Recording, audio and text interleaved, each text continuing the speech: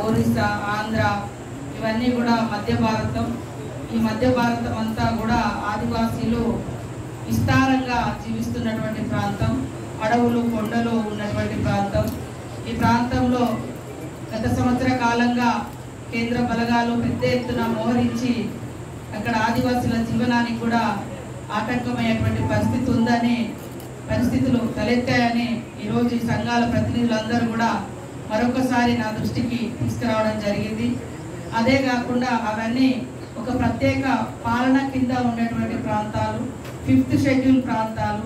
మరి ఆ ప్రాంతాలలో స్వయం ప్రతిపత్తితో జీవించేటువంటి ప్రజలు, ముఖ్యంగా ఆదివాసీ ప్రజలు అడవులలో, అడవితో ఆదివాసీలకు చాలా అనుబంధం ఉంటుంది, జీవనాధారం ఉంటుంది.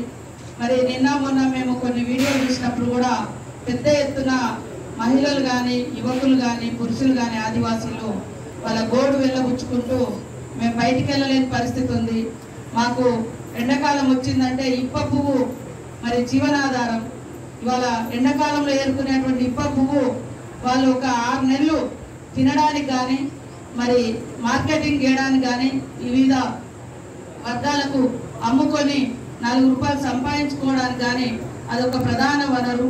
ఈరోజు అడవిలోకి పోయి మరి పండ్లు కూడా, మొర్రి పండ్లు కానీ, తుడికి పండ్లు కానీ, కాయలు, గడ్డలు, మరి ఎండాకాలంలో కూడా కొంత చెరువులు దగ్గర పడితే, వాగులు దగ్గర పడితే చేపలు పట్టుకొచ్చుకొని ఎండబెట్టుకొని మరి ఒక 6 నెలలు సంవత్సరం వాటిని కూడా వాడుకొని అవే కూరగాయలు, ఇక్కడ కూరగాయలు దొరకవు కాబట్టి అడవులలో దొరికే, వాగులలో దొరికే చేపలను కూడా వారు కూరలకు వాడుకుంటూ ఉంటారు. అదే కాకుండా మరి తునికాకు మరి రేపెల్లు నుంచి మళ్ళీ తునికాకు స్టార్ట్ అవుతుంది. తునికాకు ప్రధానంగా ఆర్థిక వ్యవస్థ, 4 రూపాయలు సంపాదించుకునేది కూడా తునికాకు ద్వారానే.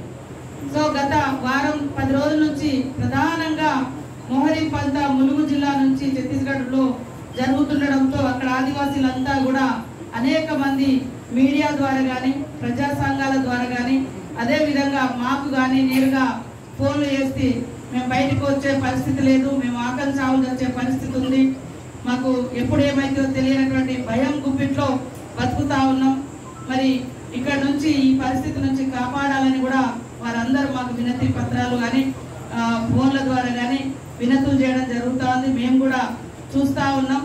కాబట్టి ప్రభుత్వం, ఇక్కడ రాష్ట్ర ప్రభుత్వం కూడా ఈ యొక్క మరి నక్సల్ సమస్యను శాంతి భద్రతల సమస్యగా కాకుండా ఆర్థిక సామాజిక సమస్యగా చూస్తూ ఉంది. ఖచ్చితంగా గతంలో వైఎస్ఆర్ గారు ఉన్నప్పుడు చర్చలు కూడా ఈ రాష్ట్ర ప్రభుత్వం ఆనాడు చేయడం జరిగింది. మరి ఈరోజు కూడా కేంద్ర ప్రభుత్వము ఒక రాజ్యాంగబద్ధంగా ఉన్నటువంటి ప్రభుత్వము, మనము ఖచ్చితంగా మరి చర్చలకు వచ్చేటువంటి ప్రతినిధులతో చర్చించి వాళ్ళను జనజీవన స్రవంతిలోకి, ఈ సహజంగా జనజీవన స్రవంతిలోకి తీసుకొచ్చే విధంగా ప్రభుత్వం వైపు ఆ రకమైనటువంటి కేంద్ర ప్రభుత్వం కూడా ఆ రకంగా చొరవ తీసుకోవాల్సినటువంటి అవసరం ఉంది. అదే కాకుండా అక్కడ అడవులలో బతుకుతున్నటువంటి ఆదివాసీల జీవనాన్ని, వాళ్ళ హక్కులను, వారి యొక్క జీవించే హక్కును, స్వేచ్ఛను కాలరాయకుండా కాపాడాల్సినటువంటి అవసరం ఉంది. కాబట్టి కేంద్ర ప్రభుత్వం కూడా ఖచ్చితంగా ఆలోచించాల్సినటువంటి అవసరం ఉంది. వాళ్ళు ఇవాళ ఇక్కడ 50 ఏళ్ల నుంచి ఈ ఉద్యమాలు, నక్సల్స్ ఉద్యమాలు, తెలంగాణ సాయుధ పోరాటం నుంచి, నిజాం పోరాటం నుంచి ఈ రోజు వరకు చేసినటువంటి డిమాండ్లన్నీ కూడా కులము కాదు, మతం కాదు, వర్గం కాదు, ప్రాంతం కాదు, కేవలం పేదరిక నిర్మూలన కోసం, పేదరికం ఉండకూడదనేటువంటి అంశాలతో భూమి పోరాటాలు కూడా చేసినటువంటి నిజాంకు వ్యతిరేకంగా కూడా ఆనాడు పోరాటాలు జరిగినాయి. తర్వాత కూడా అనేక పోరాటాలు వచ్చినాయి.